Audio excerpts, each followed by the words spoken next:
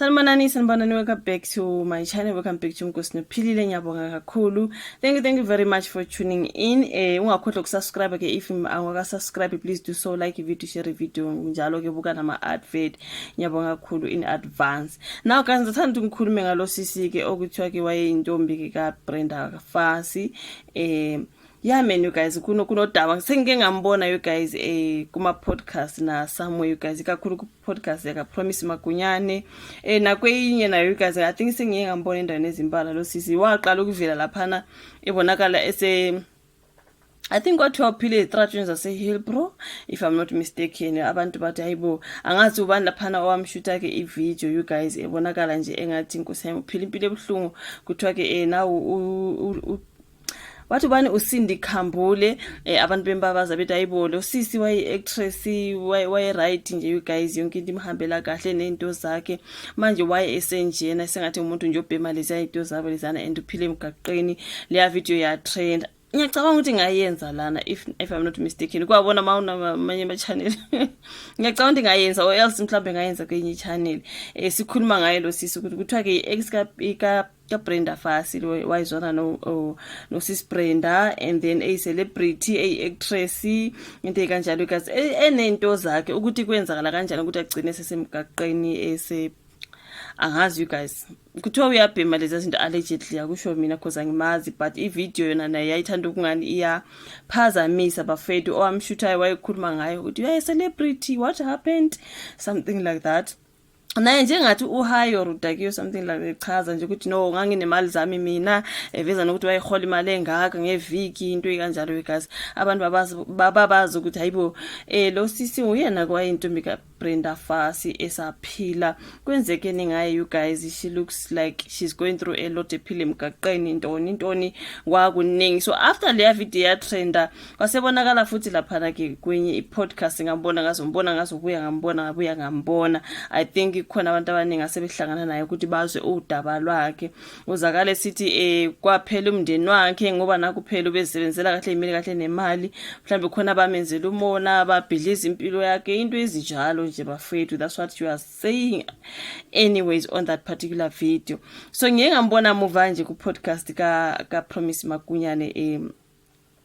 uchazile lapha okuningi you guys but I think angiyibuka ngayonke because I think I was busy. Ngicabanga ngiyibuka ngisamamele ekhuluma but angisayibuka ngayonke. So kune part engayibonanga kusho ukuthi la story nibabhale that part where akhuluma khona ngoBongani Fassie. So yeah man you guys sizolifunda lolo daba siza ukuthi uthi inkinga yakhe yaba yini noBongani Fassie. uBongani Fassie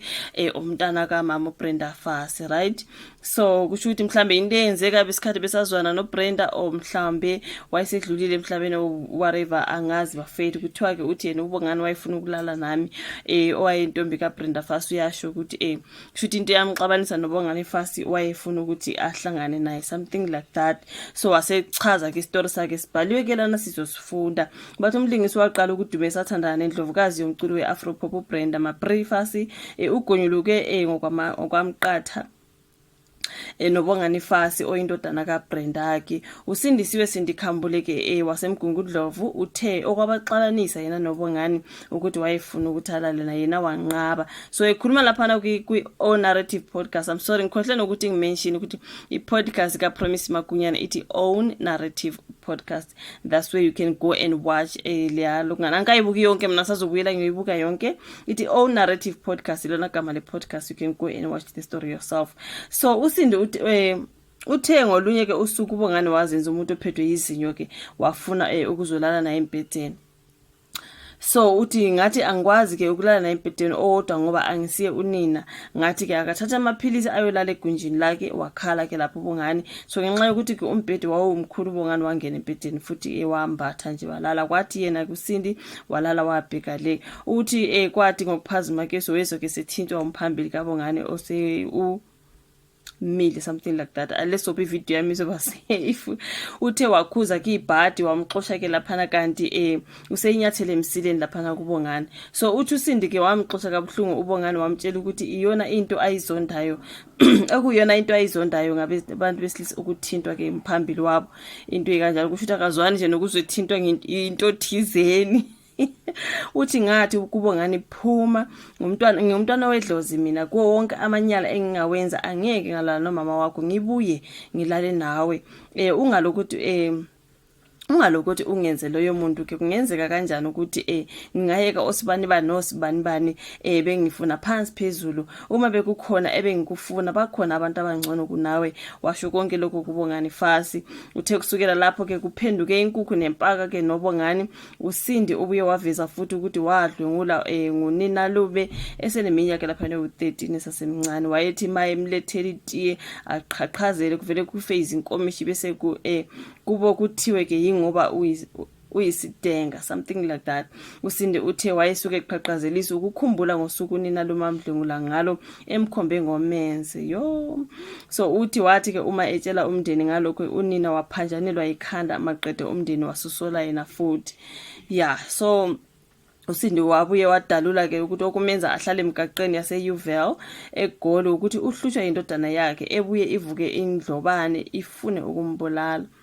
So wow, ngiphuza ke utshwala ngisho ngingasafuni kusho lapha noSindi uthi ngike ngenze nanoma yini ukuze ngisheshe ngife kodwa ngikhathazwe umntwana wami uthe ugcine esevalela ekulingiseni ngoba ke ubenqaba ukulala no producer sayizwa ke indaba yokuthi nalapha kuzomela ulale nomunye umuntu kuze wenkosi kuningi so uthi ubenqaba ke yena you guys wagcina ke tholi ke ama-gig something like that uSindi ubuye futhi alingise emidlalweni nasemafilimini ke laphana amaningi ubuye walingisa indawo kaLindi Shabalala kwi-backstage kaSindi sibiya kwizone 14 waba ngunina kaTsotsi efilimini Tsotsi neyomhlengikazi uConstance kwi-Rhythm City wabuye walingisa kwiyizo iThe Lab iHeartlines eRifsondes Jacobs Cross emthunzini.com isithembiso nezinye siyamazi ukugela ukuthi ziningi idora ayidlalile she's an actress really so ukuthi kwahamba kanjani ke ukugela igcine sisemgaqeni nami ngiyaxake kabafethu kodwa ke ngiyabonga mina ukuthi ngimbona nowadays engathi ukhona laphana bayamdobha bezama interview babuza ukuthi kanti kwenzakalani ugelo wakho umuntu wayenendlu yakhe nemoto zakhe enento zakhe kodwa konke uthi ngathi uNkulunkulu kuthathe konke ngoba ngazi ukuthi umndeni wakho wawuphela izitha mhlambe zazibulala umndeni ngoba mhlambe besenza umono ukuthi yazini kuningi bafethu siyazi ukuthi okwenzeke emndenini kuningi kodwa kuphatha kabi ukuthi ubone the actress umuntu nje umbona kumabona kude muhle ezimele kahle yonke into uzwe sokuthiwa uphila emgaqeni yaseUval bafethu so sathi siyibona sonke leya video kuthiwa ex girlfriend kaBrenda Fassie sonke samangala sathi ayibo emgaqeni yaseUval like really nangendlela nje kade yiyona ekhuluma ngakhona ngathi umuntu ohayo yabo kwawarisha abantu abaningi so siyambona phana kuma interviews ke abantu bazama ukuthi bathole istory sakhe sengathi angathola usizo impilo yakhe ibuyele back to normal you know what I mean sengathi angalithola usizo guys thank you so much ukuthi ibuka ivideo like usubscribe ushare bese ke siyabonana futhi kwenye video elandelayo bye.